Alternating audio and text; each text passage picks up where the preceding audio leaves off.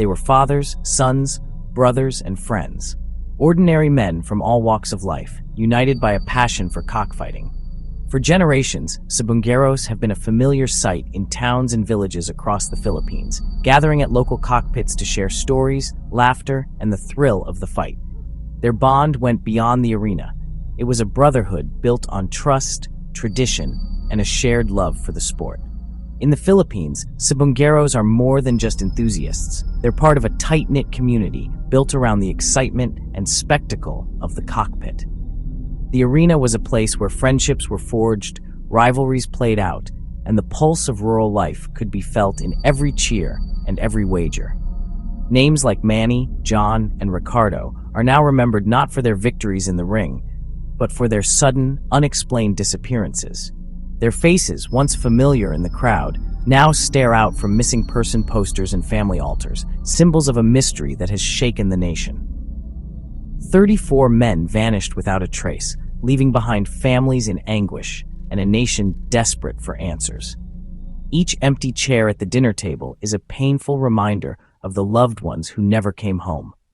The mystery isn't just about missing persons, it's about shattered families, broken dreams, and a community gripped by fear and uncertainty. The pain ripples through neighborhoods, touching everyone who knew the Sabungeros.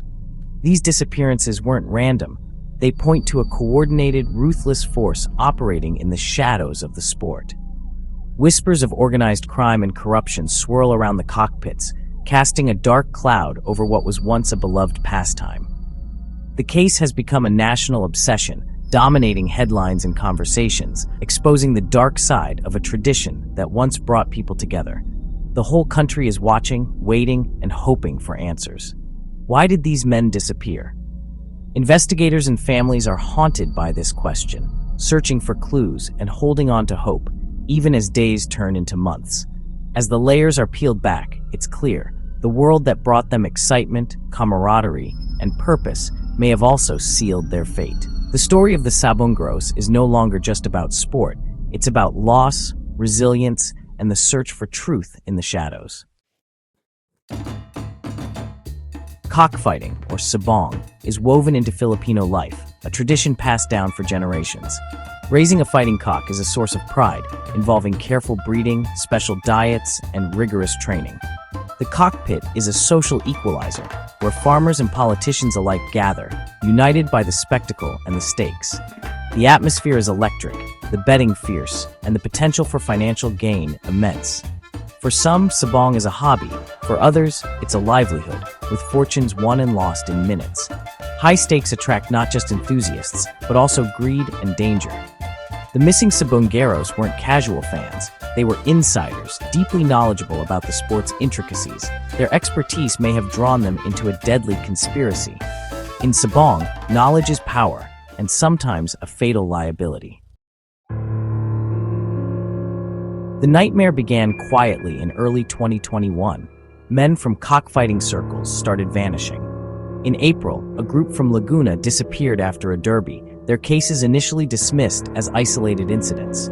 But as months passed, more Sabungeros vanished across Luzon, always last seen at or heading to cockfights. Phones went dead, vehicles were found abandoned, and families were left in limbo. By early 2022, the pattern was undeniable. 34 men gone in 9 months. Abductions became brazen, sometimes in broad daylight, often by armed, organized men posing as law enforcement. Fear swept through the sabong community. The disappearances were no longer whispers, but national headlines. Then, as suddenly as they began, the abductions stopped, leaving only silence and unanswered questions. For the families, hope faded into a desperate search for truth. The rise of e-sabong, online cockfighting, transformed the sport into a multi-billion peso industry during the pandemic. With matches streamed online, betting became easier, and cheating harder to detect. Allegations of game fixing and rigged matches surfaced, with seasoned Sabungeros suspected of knowing too much or being involved. Investigators believe the missing men either uncovered or participated in illicit schemes, crossing powerful syndicates. The abductions were systematic, a warning to anyone who threatened the e-sabong empire. The digital gold rush had a dark side: betrayal, greed, and murder. In this new world, the stakes were higher than ever, sometimes life or death. In July 2025, a breakthrough reignited hope. A whistleblower claimed the victims were dumped in Taal Lake. Authorities launched a massive search, deploying divers, sonar, and remotely operated vehicles. The operation focused on a specific area near Laurel, Batangas, guided by the informant's chilling details.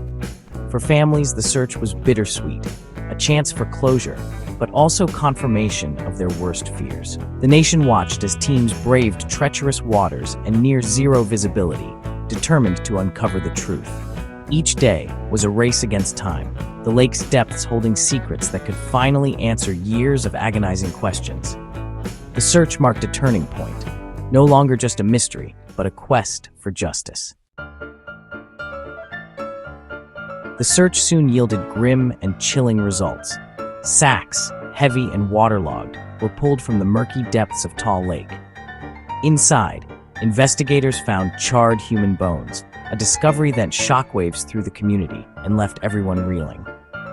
The lake, once a place of beauty and calm, had become the site of a horrifying revelation. The findings not only validated the whistleblower's disturbing claims, but also deepened the heartbreak of families who had clung to hope. As news spread, loved ones gathered by the lakeshore, their grief raw and overwhelming, mourning the loss of those who had vanished without a trace. More sacks surfaced as the search continued, some weighed down with stones to keep them hidden, others containing remains that would require painstaking forensic analysis. Each new discovery added to the growing sense of horror and urgency. Underwater footage revealed divers braving darkness and powerful currents, methodically searching the lakebed. Every recovery was handled with solemn care, as the team understood the gravity of what they were uncovering. The evidence was carefully turned over to forensic experts for DNA testing and further examination. This was the next crucial step in the investigation, offering a glimmer of hope that the victims could finally be identified and their stories told. For the families, the wait for results was agonizing. Each day brought a mix of dread and hope, a final chance for answers after years of uncertainty, and perhaps a measure of closure. With these discoveries, the investigation shifted dramatically, from a search for missing persons to a full-scale homicide inquiry. Detectives now faced the daunting task of piecing together what had happened. The nation watched anxiously, bracing for the results. The possibility of closure loomed, but so did the fear that the worst suspicions would be confirmed, forever changing the lives of those involved. The lake had begun to give up its secrets, but the full story was still unfolding, leaving everyone waiting for the truth to finally emerge from the depths. The investigation's turning point was the testimony of Julie Dondan Patadongan, alias Totoy, a former security chief turned whistleblower. Patadongan accused gambling tycoon Totoong and celebrity Gretchen Barreto of masterminding the killings, claiming the Sabungeros were targeted for game fixing. He described a ruthless operation, abductions, murders, and bodies dumped in Taal Lake. Ang and Barreto vehemently denied involvement, calling Patadongan's claims extortion and fabrication. The public was left with a dramatic standoff, detailed confessions versus powerful denials. To families, Patadongan was a beacon of hope. To others, an unreliable suspect seeking a deal. His testimony propelled the case forward, but his motives remained under scrutiny. The truth, tangled in accusations and counter-accusations, became a national spectacle. Patadongan's claims implicated not just civilians, but police officers, alleging they acted as enforcers in the abductions. The PNP responded by placing 15 officers under restrictive custody and launching an internal investigation. The National Police Commission began its own probe, aiming to restore public trust. Forensic science became the investigation's core. DNA from the lake's remains would be compared to family samples. The Department of Justice coordinated the painstaking process, knowing a positive match would transform the case into a multiple homicide investigation. The nation waited anxiously for results that could finally confirm the victim's fate and bring the perpetrators to justice. The wheels of justice turned slowly, caught between explosive testimony and the meticulous work of science. The outcome would determine whether the truth would finally surface. The Taal Lake search cast a long shadow over Laurel, Batangas, disrupting daily life and drawing national attention. What began as a local tragedy soon became a national story, with the eyes of the country fixed on the unfolding investigation and the fate of the missing. Fishermen lost access to their livelihood, as the lake, once a source of sustenance, became a scene of uncertainty and fear. The waters that had long provided for families now held secrets that threatened the entire community. Meanwhile, families of the missing endured years of grief, hope, and frustration. Every day brought new rumors, false leads, and the agonizing wait for answers that never seemed to come. The renewed investigation brought both hope and dread. Answers were closer, but so was heartbreak. For many, the reopening of the case reopened old wounds, forcing them to relive painful memories. The case exposed the reach of organized crime, revealing how criminal networks could infiltrate even the most peaceful communities and disrupt lives with impunity. It also highlighted the urgent need for reform in industries like e-sabong, where regulation and oversight had failed to keep pace with rapid growth and technological change. Securing justice is about more than closure. It's about restoring faith in the system and ensuring that such tragedies are never repeated. It's a message that no one is above the law. Many questions remain, each one a reminder of the work still to be done. Will the remains be identified? Can science and determination finally bring closure to the families who have waited so long? Will the whistleblower's story hold up under scrutiny, or will new revelations complicate the search for truth?